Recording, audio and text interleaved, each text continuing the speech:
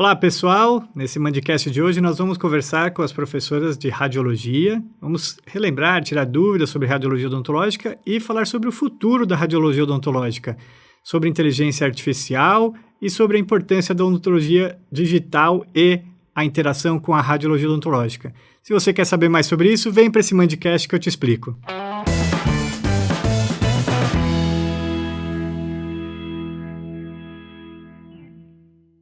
Olá, pessoal! Sejam todos muito bem-vindos a mais um Mandcast. O Mandcast é o nosso programa aqui semanal, que nós conversamos sobre variados temas da odontologia, aqui nesse canal do YouTube da Faculdade São Leopoldo Mandic. O Mandcast ele também está no podcast, então você também pode ouvir todas essas entrevistas que nós temos aqui no seu agregador de áudio que você preferir. E hoje eu tenho o prazer aqui de receber duas professoras da Faculdade São Leopoldo Mandic para conversarmos sobre o tema radiologia odontológica.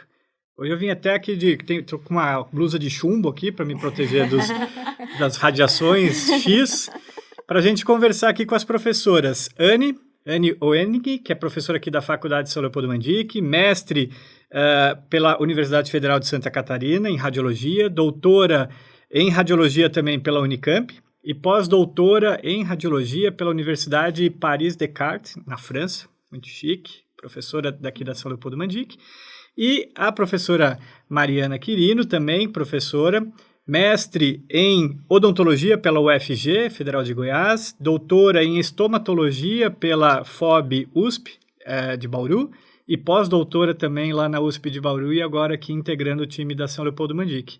Muito obrigado, professoras, pela presença, para que a gente possa conversar sobre radiologia odontológica. Eu queria conversar com vocês, então, quando os pacientes eles vão até o consultório ali dos dentistas, enfim, invariavelmente é necessário fazer um exame radiográfico para analisar a situação dos dentes, enfim, dos tecidos que estão adjacentes aos dentes. Quais são as considerações que o dentista hoje ele tem que levar em consideração para pedir esses exames radiológicos? Legal. Bom, Marcelo, primeiramente nós gostaríamos de agradecer ao convite, a oportunidade de estarmos aqui no Mandcast falando sobre um tema, Mariana, que nós consideramos bastante relevante na nossa área, tendo em vista a quantidade de dúvidas que surgem não somente por parte da comunidade em geral, mas também por parte dos nossos colegas aqui da faculdade, os nossos colegas do meio acadêmico, e onde também existe muita desinformação nas redes sociais. Então, os pacientes muitas vezes trazem algumas dúvidas que são fruto de desinformação e de informações distorcidas, que são coletadas muitas vezes e adquiridas de fontes não confiáveis. Bom, então, voltando à sua pergunta, o que deve ser considerado antes de se solicitar um exame radiográfico? Bom, primeiramente a gente deve levar em consideração que os exames radiográficos, os exames por imagem, em radiologia, eles são exames complementares ao exame clínico e sempre eles devem ser solicitados para atender uma pergunta clínica, uma necessidade clínica. Então, nós avaliamos o nosso paciente, quais são as necessidades, tanto para o diagnóstico como para o plano de tratamento, porque muitas vezes as necessidades não são somente de diagnóstico, são para o plano de tratamento. E a partir de avaliar essas necessidades e avaliando qual é a necessidade clínica real, nós solicitamos um exame radiográfico, um exame por imagem. Sim, muito obrigada pelo convite, Marcelo. E aí, só complementando, é importante lembrar também que cada exame radiográfico vai ter uma indicação específica. E aí a gente tem que levantar tanto o princípio da justificação, como a professora Anne colocou tão bem, que é qual seria o benefício, o que justifica a indicação desse exame para o meu paciente, e também a indicação de cada exame. O que eu pretendo avaliar? Eu preciso de uma periapical, de uma interproximal, ou essa é uma avaliação que eu preciso fazer uma avaliação mais geral do paciente, eu preciso de uma radiografia panorâmica para a primeira avaliação? Eu acho que são esses os tópicos que devem ser considerados quando a gente solicita esse primeiro exame para o paciente ou durante todo o plano de tratamento do paciente e o tratamento. Mas por exemplo, o paciente é um paciente novo que chega ao seu consultório. Você não tem o histórico daquele paciente ali, porque é a primeira vez que ele está em visita a você. não é importante você ter pelo menos uma panorâmica ou alguma dessas, porque muitas vezes a gente consegue identificar lesões que aparentemente não são visíveis pelo exame clínico e que estão ali, ou uma lesão seja óssea ou de dente. Então, é interessante fazer esse pedido no início? Sim. À medida que o paciente chega, lógico que sempre nós vamos iniciar com a avaliação desse paciente, anamnese, exame clínico, e a radiografia panorâmica é sim esse primeiro exame de triagem, de receber, de chamada do paciente, de receber esse paciente. Por quê? Ela permite a visualização da maxila e da mandíbula, de todas as estruturas ali adjacentes dos dentes, e ela vai permitir uma primeira avaliação desse paciente. Ela trabalha também com baixo índice de exposição, quando eu falo em dose de radiação X. Então, ela é, sim, esse primeiro exame de escolha. É muito interessante, aliás, que o dentista sempre solicite esse primeiro exame para avaliação, como você bem colocou. Muitas vezes a gente encontra lesões que são achados incidentais, e também para um primeiro planejamento do tratamento desse paciente. E aí, a partir desse primeiro planejamento, eu vou poder direcionar meu paciente, inclusive, para outros exames radiográficos que podem também complementar no diagnóstico e no tratamento. Tá. E nem sempre, Marcelo, é o panorâmico que vai ser o primeiro exame, né? A gente precisa avaliar o indivíduo, né? Isso. E o risco, né? Por exemplo, pacientes que têm um alto risco à cárie, em muitas situações a gente pede para fazer os exames das radiografias interproximais, que são os exames mais indicados para avaliação de cáries proximais, para recidivas de cáries sob restauração. Então, isso é sim esse exame inicial em algumas situações, né? Óbvio que sempre a avaliação é caso específica, a gente precisa avaliar o caso, e é uma avaliação individual, né? Principalmente levando em consideração que crianças, né, são os indivíduos mais radiosensíveis. Então, em virtude das crianças e dos adolescentes, eles estarem em franco desenvolvimento, né, alta taxa de divisão celular, células mais indiferenciadas, eles são indivíduos mais sensíveis, os tecidos imaturos, uma maior expectativa de vida também, né, desses indivíduos. A gente precisa ainda ter mais cuidado e mais critério para que esses exames sejam bem justificados e não sobreindicar exames se não houver uma necessidade real.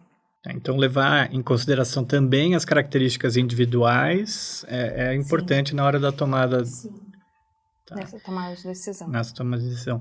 Não só da característica de ser jovem ou velho, mas sim do potencial, como você falou aí, se eu tenho uma criança com maior risco de cárie, eu vou pedir as interproximais, se é um idoso, talvez eu peça outro exame. Sim, as indicações são sempre paciente específico, né? Específicas para o paciente e de acordo com a necessidade de cada caso.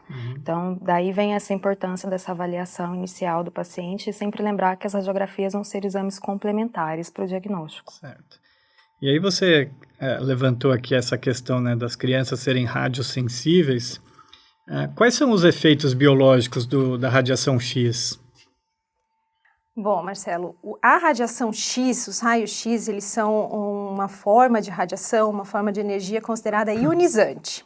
O que significa isso? É uma radiação de alta frequência, dentro do espectro das radiações eletromagnéticas, onde se inclui a luz visível, as ondas de rádio, os micro-ondas. É um tipo de radiação considerada ionizante. Isso significa que é uma radiação capaz de quebrar moléculas, romper as moléculas de DNA. E além disso, também produzir radicais livres, enfim. Mas o mais importante é de quebrar a molécula de DNA. A quebra da molécula de DNA, ela pode gerar, o nosso organismo ele tem potencial de reparo, né? Então, não somente a radiação X provoca a quebra de moléculas de DNA, outros agentes são capazes também de causar a quebra de DNA, mas é a partir da quebra do DNA que podem ocorrer as famosas mutações, e a partir das mutações elas podem dar origem ao câncer. Então essa é a maior preocupação, né, Mari? É o risco principal que os pacientes trazem para a gente, a preocupação do desencadeamento do câncer. No entanto, a gente precisa deixar muito claro que esse risco, quando a gente fala de radiodiagnóstico, principalmente na nossa área, no radiodiagnóstico odontológico, é muito baixo. É um risco muito baixo e, eventualmente, pode ser considerado não existente, assim, mas essa é uma palavra muito forte, né? Porque, como sempre existe o efeito, sempre existe a quebra, com potencial de reparo, existe o risco, apesar de ser considerado baixíssimo. E é por isso que a recomendação é que sempre que houver a identificação do benefício, as radiografias, os exames radiográficos devem ser feitos. Sim, a questão como a professora Anne enfatizou, estudos com populações submetidas a altas doses de radiações ionizantes, e aí a gente vai se lembrar de, por exemplo, Fukushima, das bombas atômicas, mostram essa relação de causa e efeito dessas mutações genéticas e da indução de doenças como o câncer. Entretanto, na odontologia, a gente trabalha para radiodiagnóstico com doses muito menores, muito baixas, infimamente, muito menores do que essas doses em que foram feitos esses estudos. E não existe, até o momento, uma relação de causalidade estabelecida entre radiodiagnóstico e maior incidência de câncer quando eu falo dos exames odontológicos. Entretanto, a gente está trabalhando com uma radiação ionizante e a gente conhece os possíveis efeitos dela. Então, a gente tem sempre que ser bem racional durante essas prescrições radiográficas.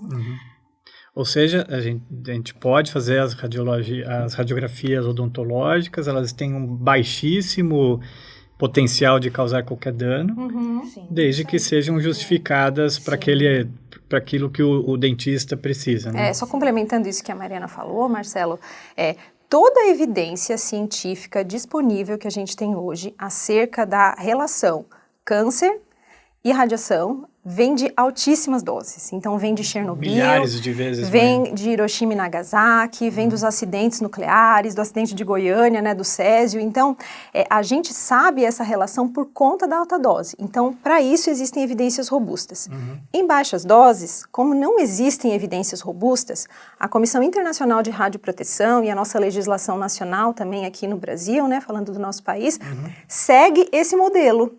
Porque esse é um modelo conhecido, esse é um modelo que foi identificado, comprovado, e é por isso que a gente trabalha por proteção da população com as estratégias de radioproteção, muito embora seja muito difícil de comprovar e não existem modelos experimentais hoje capazes de comprovar a relação radiodiagnóstico e risco de indução do câncer. Entendi.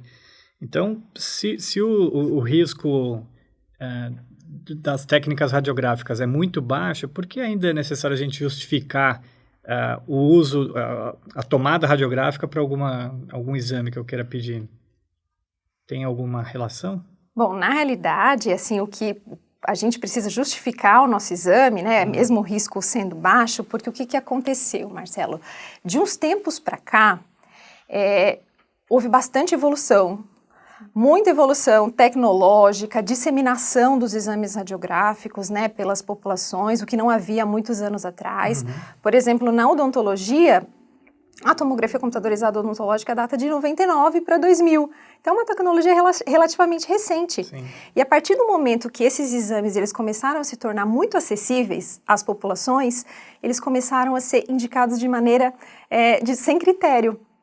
Então, houve uma preocupação, até assim, um marco que a gente cita é uma reportagem do New York Times em 2010 ou 2012, né, por aí, que falava sobre o risco, capa do New York Times, falando sobre o risco de radiação nos consultórios odontológicos, denunciando, né, entre aspas, que em clínicas ortodônticas, principalmente, os pacientes eles estavam indo para os tomógrafos computadorizados antes mesmo de sentarem na cadeira do dentista. Você entende como existe esse comportamento? A gente precisa justificar, porque a partir do momento que a gente parar de justificar, começa a acontecer esse tipo de postura. Entendi. Então, é por isso ainda que a legislação ela é bastante rígida a respeito da radioproteção, mesmo não havendo evidência, né, como a gente concluiu aqui. Tá. E então, nesses últimos anos, como você citou, tem tido bastante evolução nessa discussão dos critérios de como e por que usar as radiografias na odontologia, né? Isso, então, ela aconteceu em função do profissional não ter essa consciência de que a radiografia ela tem algum certo perigo? É isso? Não seria bem isso. Na verdade, o que acontece é que se a gente olha os gráficos mais ou menos até 2000, as fontes naturais ou as radiações de fundo que a gente fala, elas correspondiam naquela época a 80% das radiações a que a população em geral estava exposta. E os métodos, as fontes artificiais a 20%. E aí a gente pode citar tanto a parte da radiologia para radiodiagnóstico quanto para tratamento. E aí, de uns anos para cá, esse gráfico ele vem tomando uma forma diferente, em que 50% das exposições agora podem ser atribuídas a fontes artificiais.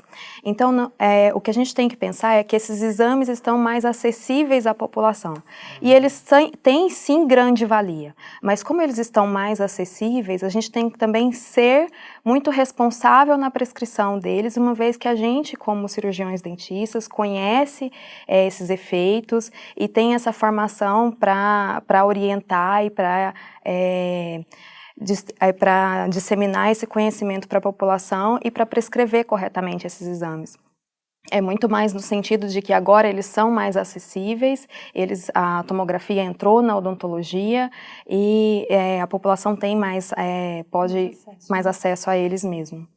Porque é uma ferramenta importante, Sim, né? Para o muito dentista, importante. a tomografia para implantodontia é fundamental, né? Com certeza. E complementando até o que a Mariana falou, para você ter uma ideia, antes de 2000, a odontologia nem entrava nas estimativas de risco da Comissão Internacional de Radioproteção, porque o que era considerado, quando ela citou que o gráfico era 80-20, né, 80% para a fonte natural e 20% para as fontes artificiais, incluindo o radiodiagnóstico, a odontologia não era nem considerada pela Comissão Internacional. Por quê? Porque os nossos exames eram considerados de baixíssima dose, ainda mais, né, os exames intraorais, eventualmente uma radiografia panorâmica, as telerradiografias em norma lateral, que são de baixíssima dose, mas que a partir do ano 2000, a ICRP olhou para a gente e falou, opa, tem tomografia dentro da odontologia. Então, a partir daí, nós começamos a ser considerados como produtores, né, entre aspas, de radiação ionizante também e expositores, né, expondo os nossos pacientes à radiação.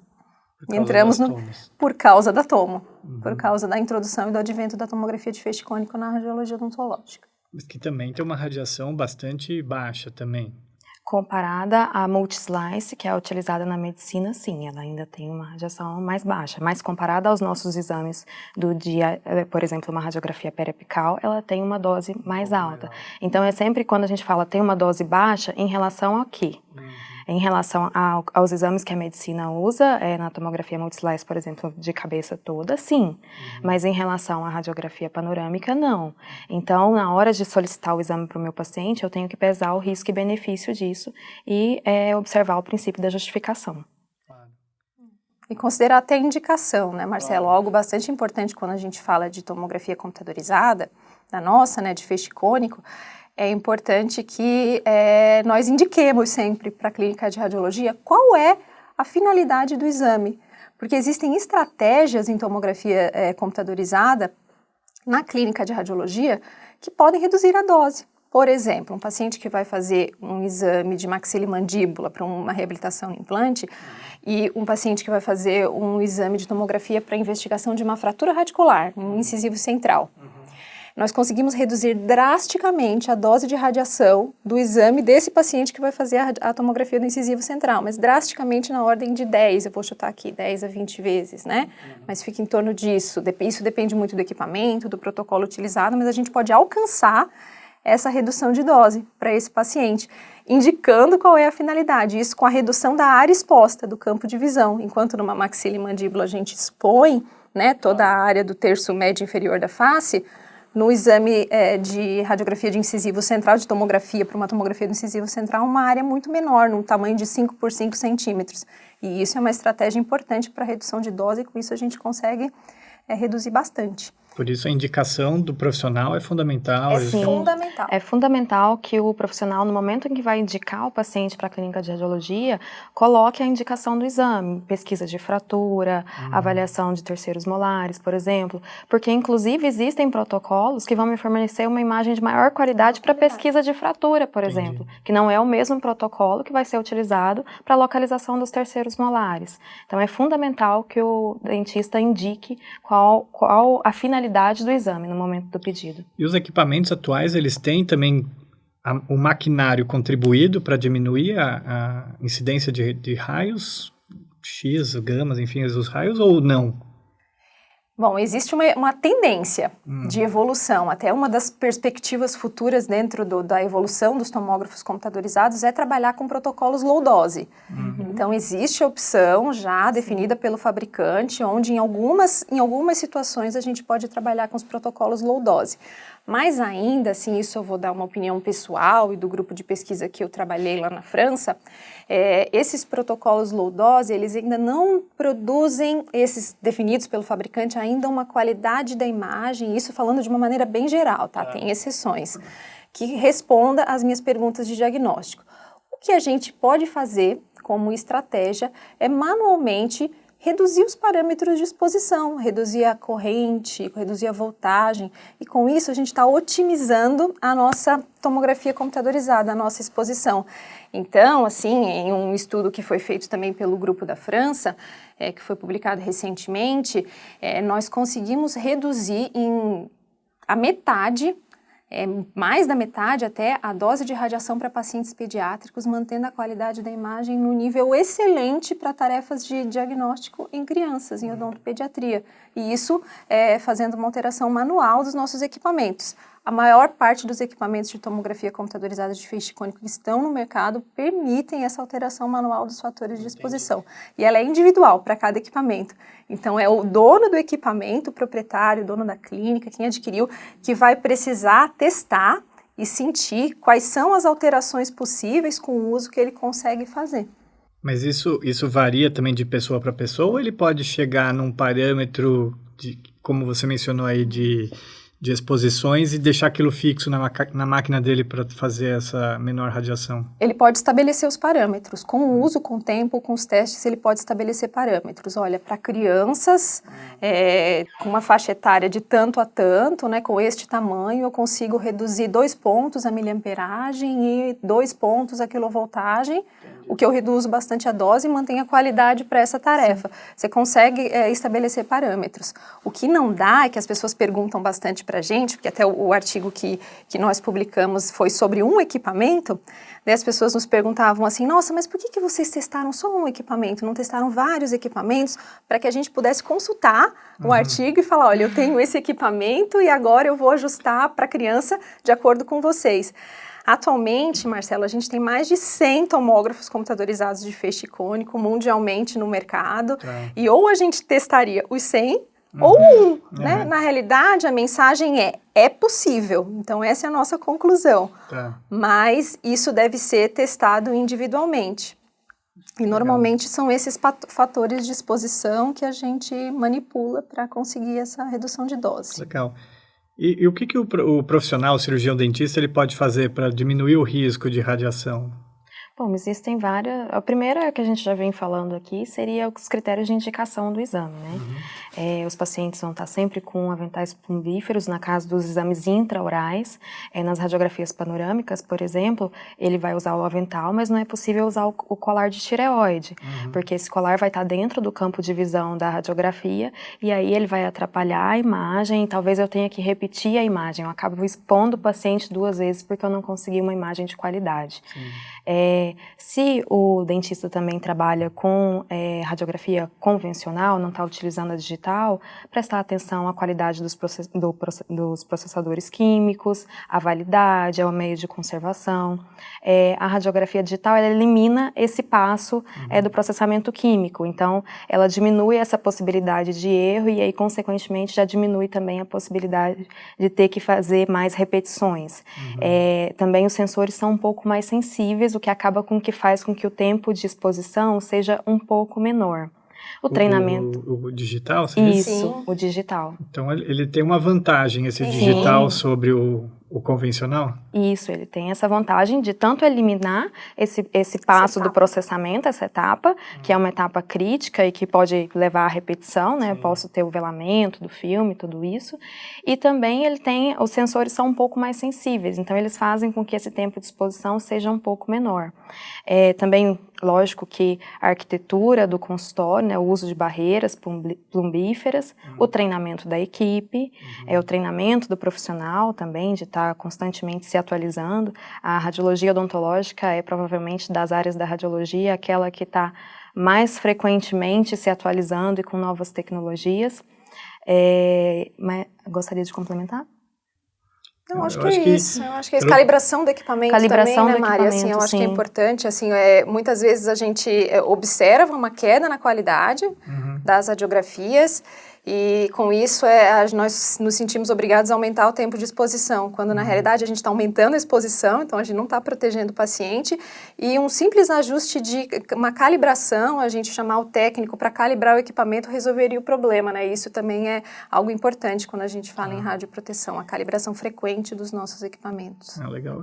Vocês tocaram nesse assunto do aparelho digital, como que ele está no Brasil hoje? A difusão dele, o uso em consultório, vocês têm ideia disso? Ele já tem bastante dentistas que estão usando, o pessoal já sabe usar, ele é caro? Eu acredito que ele já esteja bastante difundido, mas a gente tem que lembrar que o Brasil é um país de proporções continentais, sim. Então, assim, lógico que a gente vai ter uma variabilidade muito grande a depender de cada região, mas vem sendo cada vez mais utilizado, justamente porque ele elimina essa etapa do processamento, né, facilita E aí a gente tem dois tipos de sistema digital. O sistema direto, que é aquele em que eu tenho o cabo e o sistema vai na boca do paciente, e aí eu tenho a imagem levada diretamente para o computador. E eu tenho o indireto, que é a utilização das placas de fósforo. Esse é bem utilizado mais nas clínicas de radiologia. Que eu tenho uma segunda etapa, eu faço a radiografia, ele é semelhante ao filme, e aí depois ele é colocado no scanner, e ali essa carga que foi armazenada pela placa de fósforo, ela é lida e convertida em imagem, por isso que ele é chamado indireto. Mas eu penso que é algo bem disseminado, assim, a gente costuma dar aula para gente de todo o canto do país, né, e nós costumamos perguntar, né, para os alunos, e pelo menos assim, no público que a gente atende, a grande maioria já trabalha, né? São poucos os que trabalham com os sistemas convencionais. E uma informação interessante quando a gente fala de sistema convencional é que uma pesquisa, eu não lembro de que ano foi, mas eu li uma pesquisa recentemente, quando eu estava trabalhando nessa aula de processamentos, que dentro das universidades, a maior fonte de repetição de radiografia não é técnica. É processamento. Então, como existe um grande volume de radiografias, né, nas clínicas de radiologia, nas clínicas de endodontia, né, nas universidades, a maior fonte de erro é o processamento, a maior fonte de repetição de radiografia é o processamento. De deixar velar o fio. Ou de utilizar, porque assim, existem duas formas de perda de validade, né, de um químico de processamento de uma solução processadora, ou por exaustão ou por degradação. Exaustão é quando já teve uma quantidade enorme de radiografias sendo processadas naquela solução, e a degradação é pelo tempo também, por oxidação, né? Então, muitas vezes quando existe um volume grande, fica difícil de manter o controle sobre essas duas variáveis, né, concomitantemente, né? Então, é por isso que isso é um fator bem difícil de controlar. Entendi. E o aparelho portátil de radiologia, ele é bom também? Ele tem uma quantidade de radiação alta, baixa? Como que ele é? O aparelho portátil, ele é seguro, sim, ele está liberado pela Anvisa para uso no Brasil já há alguns anos. Ele é um aparelho que permite esse uso, por exemplo, em UTI, home care, em situações forenses, então ele é uma alternativa muito interessante.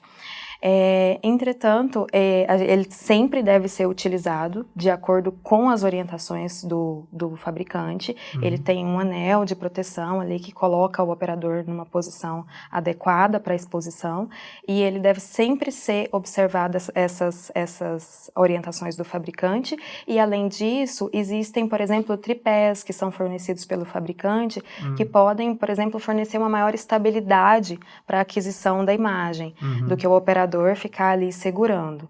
Eles trabalham com uma miliamperagem um pouco menor do que os aparelhos fixos, e por consequência eles acabam precisando de um tempo de exposição um pouquinho maior. Tá. A Abro, poderia falar? Recentemente teve um comunicado da Abro, da Associação Brasileira de Radiologia Odontológica, se posicionando, né, a respeito dos equipamentos portáteis. Então, muito embora seja liberado pela Anvisa, então é um equipamento que está no mercado, eles destacaram, a associação destacou o uso, né, a recomendação para o uso em home care, em pacientes em UTIs, acamados, né, os equipamentos portáteis eles foram bastante utilizados e são bastante utilizados para a identificação humana em grandes catástrofes, né, onde não é possível, né, fazer a movimentação dos corpos para locais específicos. Então, justamente por esse motivo que a Mariana falou, né, de miliamperagem mais baixa, uma possibilidade de movimentação, de artefatos de movimento maior, o que leva à repetição. E também algo bastante importante que ela mencionou é que eles devem ser utilizados estritamente de acordo com a recomendação do fabricante. E isso quer dizer o seguinte, se você tiver alterações sutis, muitas vezes, de movimentação, da relação paciente, equipamento e operador, já pode existir algum tipo de exposição à radiação secundária. Então, assim, até nós assistimos um vídeo, né, recentemente, de um dos fabricantes que está aqui no mercado brasileiro, e eles mostram nesse vídeo, assim, um tutorial da posição correta. E nós podemos observar, né, que é muito crítico esse posicionamento também, Marcelo. Assim, se tiver alguma alteração, né, ou para a direita, ou para a esquerda, ou para cima ou para baixo, em relação ao paciente operador, pode haver, ele passe de seguro a não seguro. Então é por isso o que... não seguro significa que você está recebendo radiação desnecessária. O operador, que é quem está segurando, né, o Lembrando equipamento. que não é a radiação que está saindo ali diretamente do aparelho, mas é a radiação que a gente chama de secundária ou de retorno, que é uma radiação produzida durante a interação com a matéria. Que são os tecidos do paciente, no caso, aquela radiação, são os raios-x atingindo os tecidos do paciente e retornando também, após as interações com os tecidos do paciente, para o operador. Entendi. Então, esse aparelho é para uso bem específico mesmo, como vocês comentaram, UTI... A recomendação é que ele seja para uso específico. A gente está sendo bastante consultada, assim, ultimamente, né, pelos nossos colegas. E aí, o que eu faço? Porque o aparelho é bem mais prático, de repente eu consigo levar de uma sala para outra, mas a minha recomendação pessoal, e acredito que a da Mariana também, né, é que esses equipamentos sejam utilizados em condições específicas, né, pelos motivos que a gente mencionou. Legal. E que os equipamentos fixos, eles produzem imagens de qualidade superior e desempenho superior, pelo menos até o momento. E uma das questões que sempre são levantadas com relação às radiografias é com relação às gestantes, né? Existe ainda alguma nova especificação para os exames para gestante, ou elas continuam podendo fazer, desde que indicado? Sim, a gestante pode fazer a radiografia, para ela vai valer muito mais esse princípio da justificação, como a gente já falou, desde que seja indicado, ela pode sim. Só para a gente fazer um paralelo, porque às vezes a gente fala, é seguro, mas não se estima o quanto é seguro. E é um assunto muito sensível, E é um assunto muito sensível, de... existe muito mito ao redor dessa questão. Existe um estudo de 2016 publicado na Dental Maxillofacial Radiology, que fez uma estimação na região do feto, de qual seria a dose recebida naquela região sem e com o avental de chumbo. Então, a gente tem que observar duas coisas. A gente trabalha com uma baixa dose e a nossa área de interesse está distante também da região onde o feto se localiza. Esse estudo, os autores colocam na discussão que essa dose seria semelhante, por exemplo, à dose recebida para o feto sem o avental de chumbo, que foram que eles aferiram com Phantoms, não utilizaram pacientes, são modelos. São modelos. Eles aferiram que essa dose seria semelhante a, por exemplo, 2 dias da radiação que a gente recebe secundária do ambiente, radiação natural, ou, por exemplo, 2 horas de voo em um voo comercial, sem o avental de chumbo. Com o avental de chumbo, isso é reduzido de 96% a 97% pelo que eles estimaram. Então, assim, só para a gente ter um parâmetro de comparação sobre a segurança desses exames, por exemplo, aqui eu estou citando um periapical, que poderia ser utilizado, por exemplo, numa situação de urgência, onde a grávida está com dor, alguma coisa assim. Quando vocês citam a exposição natural, a gente está falando do sol mesmo, da luz solar... A radiação cósmica, a radiação que vem dos equipamentos, dos materiais de construção, das construções. Da degradação de metais do solo, de tudo. De tudo. Até mesmo o que a gente se alimenta, muitas vezes a gente se torna um emissor de radiação. Então é a radiação que nós estamos naturalmente expostos, que varia de país para país, de região para região. Por exemplo, em alguns lugares, lá no Espírito Santo, né, tem aquelas areias que são mais radioativas, em lugares de extração de minério, principalmente aqueles onde existe alguma quantidade de urânio, também existe uma maior quantidade de radiação. Então, não é a exposição da radiação solar, UV.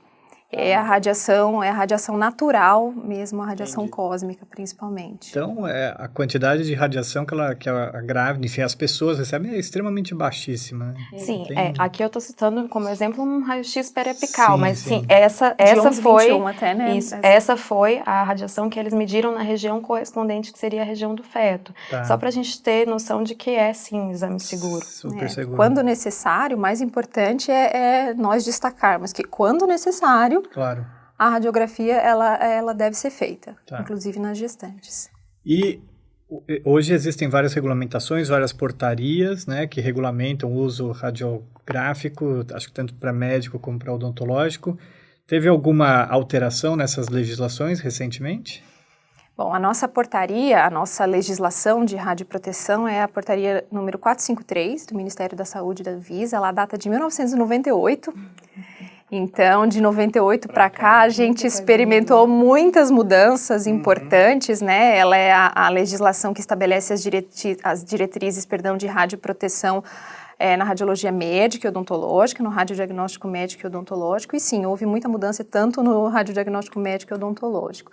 Então, há alguns anos já se vem estudando, né, as modificações que são pertinentes à nova portaria. Quando a gente fala de odontologia, existem várias modificações. A tomografia computadorizada de feixe cônico talvez tenha sido mais drástica, mas quando a gente vai para a portaria de 98, nem a radiologia extraoral da intraoral, elas estão claramente separadas, né, o que torna para a gente essa legislação confusa em alguns pontos de interpretação.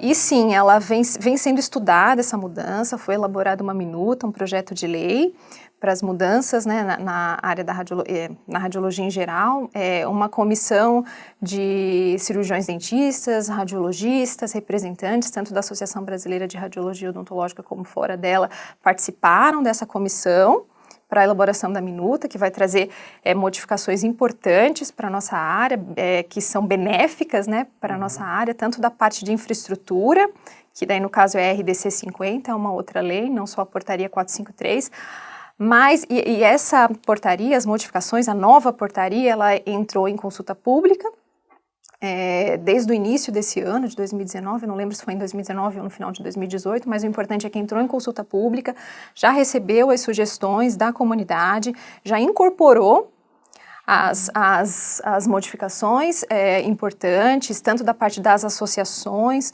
como da comunidade em geral, dos usuários, e agora ela está na Anvisa, em fase de apreciação final, como teve a mudança, né, de presidência da República, assim, então talvez existam outras prioridades, assim, então, mas está na fila para que essa portaria ela entre em vigor em breve. Legal. Eu acho que para a gente ir caminhando agora para o final, a radiologia odontológica ela evoluiu demais nesses últimos anos, como vocês mesmos disseram.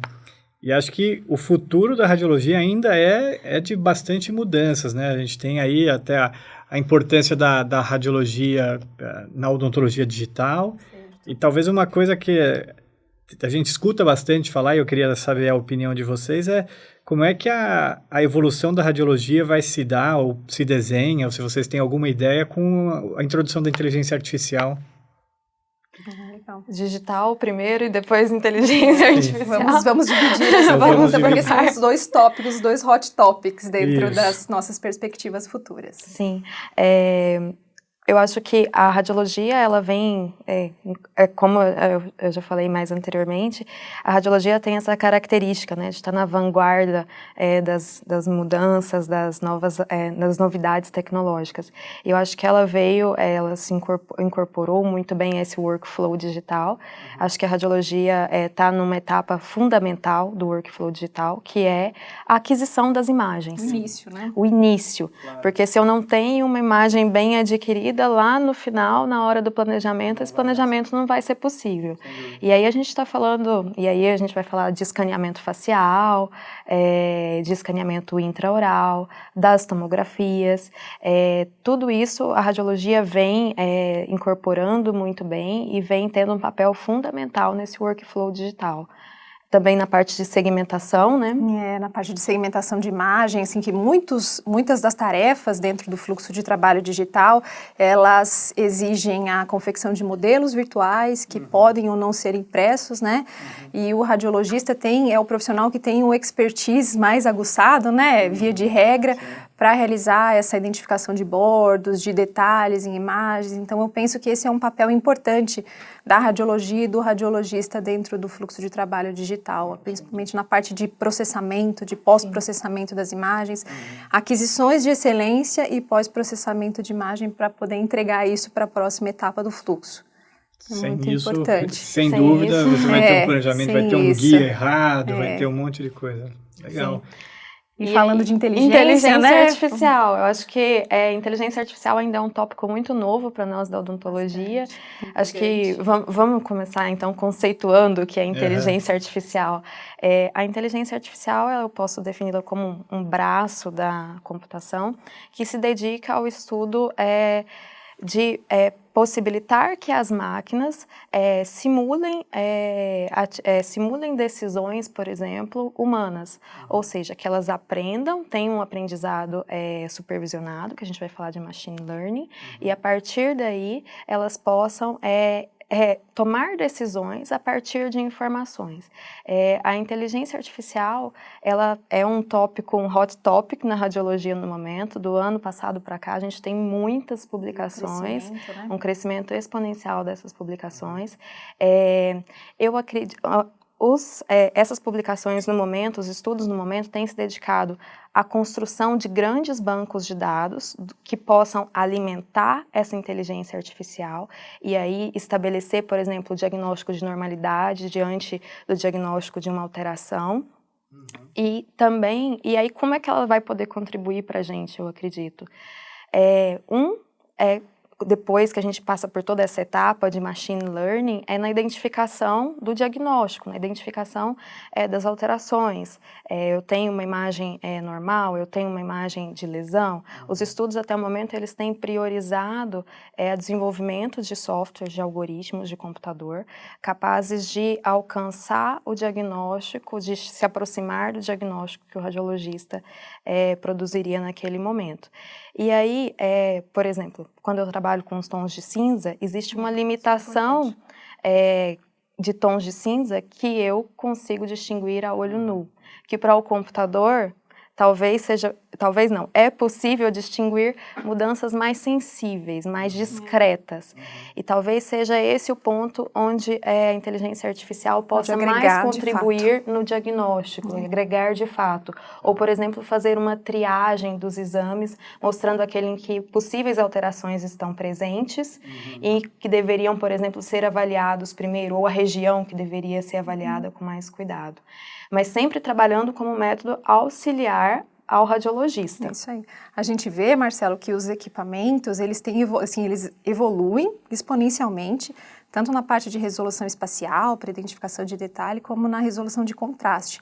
Isso que a Mariana falou é bastante importante, porque os equipamentos estão alcançando um nível de resolução de contraste, uma capacidade de identificação de tons de cinza, que vai muito além do nosso olho humano, que consegue olhos muito bem treinados, em condições ideais de luminosidade, identificar no máximo 100 tons de cinza. E os nossos sistemas conseguem identificar infinitamente mais. E com isso, os softwares, os algoritmos, as estratégias de inteligência artificial podem agregar. Outros pontos que eu acho importante chamar a atenção da contribuição da inteligência artificial, um deles é para a própria educação em radiologia odontológica, para o processo de ensino-aprendizagem. A gente viu uma pesquisa recente, né, Mariana, onde que destacava o fato de que os radiologistas, né, os pós-graduandos em radiologia odontológica, eles vão precisar entrar em contato com a inteligência artificial para o diagnóstico, mas também eles serão expostos à inteligência artificial como estratégia de ensino. Por quê? As estratégias de inteligência artificial, elas são inclusive capazes de individualizar o ensino de acordo com a necessidade de cada aluno, selecionando os melhores casos, os pontos de necessidade, os pontos sensíveis e com isso auxiliar no ensino, assim, retroalimentando o ensino-aprendizagem em radiologia odontológica. E também nas estratégias de otimização, que foi o que a gente falou lá no começo, na redução de dose e qualidade de imagem. Como é algo bastante difícil, que cada profissional, como você me perguntou, não tem uma receita fixa, sim, as estratégias de inteligência artificial, elas podem nos auxiliar também na definição da qualidade da imagem em relação à dose de radiação. Então, acredita-se que as estratégias de inteligência artificial também entrarão nos auxiliando na otimização de imagem. Legal. Mas o dentista, o médico, enfim, o radiologista, ele ainda vai ser importante nisso, né? Ele vai usar a inteligência artificial a favor dele. Ela vem para ajudar, tanto no ensino, quanto na otimização, quanto no diagnóstico, mas todas essas tomadas de decisão, elas passam por questões muito complexas. Sim. E, assim, a mão humana vai estar sempre ali sendo necessária. Pelo menos no futuro que a gente consegue alcançar, assim, no que a gente consegue vislumbrar, nós ainda seremos até porque, necessários. Assim, às vezes, pelo que eu estou entendendo, a máquina vai ver uma alteração de tom ali, mas aquela alteração, clinicamente, o que o dentista está vendo pode não ser nada ou alguma coisa assim, então ele ainda vai ser importante, né? Sim, vai ser muito importante. Ou seja, os alunos de radiologia ainda precisam estudar mais. Pode vir aqui estudar com as professoras, com certeza. Que vai ser importante. O que a gente espera é um grande auxílio dessa ferramenta dentro do ensino e dentro do diagnóstico. E o que a gente sabe é que esse futuro está chegando. Nos próximos anos já estaremos aí convivendo com muitas ferramentas de inteligência artificial na clínica. Sem dúvida. Maravilha, pessoal. Muito obrigado pela conversa, professora Anne, professora Mariana. Foi uma ótima conversa aqui. Estou saindo radiado daqui agora dessa conversa. Mas nós vimos como a importância da radiologia odontológica, que ela é segura, e os avanços que a radiologia odontológica ela vai ter nesse futuro agora, com a odontologia digital, com a inteligência artificial. Foi uma ótima conversa. Muito obrigado, pessoal. Se vocês gostaram também, deixa um like, né? Como sempre, como o meu filho ensinou, deixa um like. Se vocês tiverem dúvidas, sugestões, claro, também podem deixar a sua pergunta aqui nesse Mandicast, que as professoras entrarão em contato. E a gente agradece mais uma vez a sua audiência aqui para esse nosso bate-papo. Um abraço.